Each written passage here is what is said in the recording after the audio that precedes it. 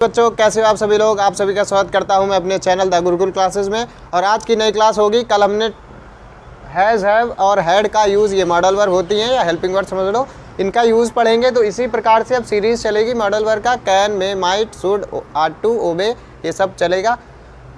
तो इसके पहले हम ये बता दें कि पिछली क्लास में हमने क्या किया है, वो आपको आई बटन में दिख जाएगा। पिछली क्लास में हमने कंप्लीट किया है बच्चों टेंस आपका।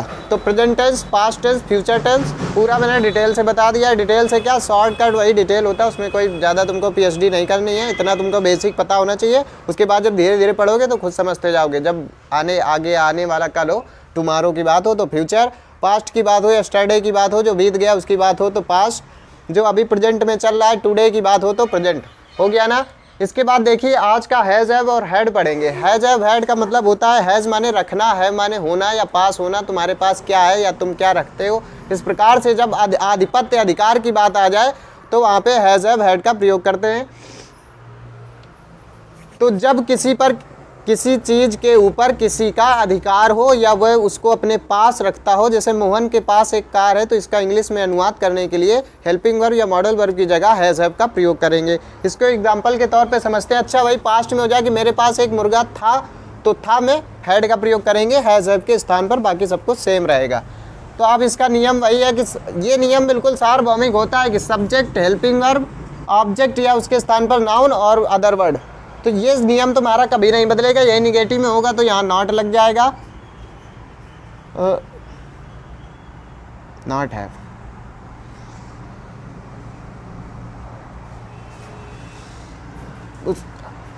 देखिए सीता के पास एक पेन था, तो सब्जेक्ट की इंग्लिश बना दी सीता, पेन था से पास्ट और पास तो लगेगा हैड, सीता हैड पेन। ये हो गया तुम्हारा सेंटेंस। इसके बाद रमेश के पास गाय नहीं है, रमेश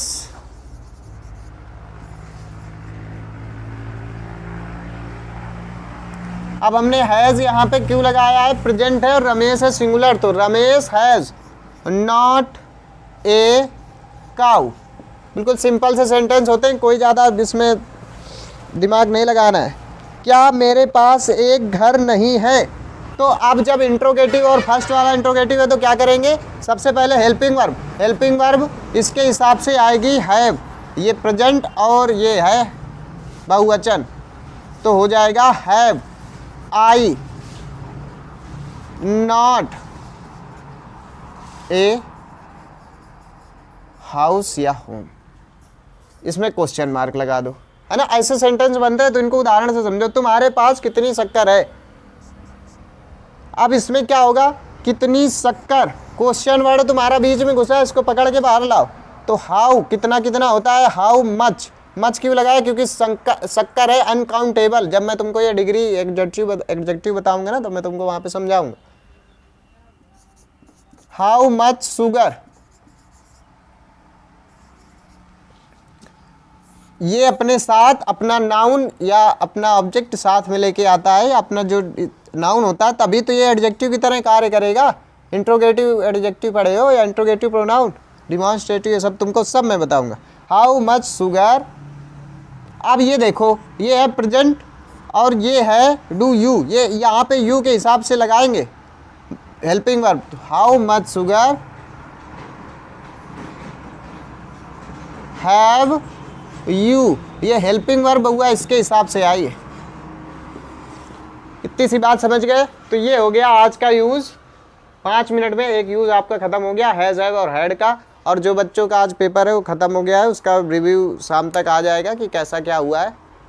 और जो कल बच्चों का पेपर है इंग्लिश का, उसको मैंने लगभग बता दिया है कि आपको लेटर में क्या पढ़ना है। जाके हमारी एक बार क्लास देख लीजिए, कक्षा 12 के लिए लेटर एप्लीकेशन की क्लास पढ़ी होगी। उसके बाद उसमें आर्टिकल वगैरह की भी बात मैंने करी हुई है। और हाँ, कुछ सेंट्रल आइडिया जो आपके कीपिंग क्वाइट, माई मदर है 66 और द थिंग्स ऑफ ब्यूटी, ये 3 सेंट्रल आइडिया आप पढ़ लेंगे। इन्हीं में से कोई एक आ जाएगा और हो जाएगा आपका काम। तो बस आज की क्लास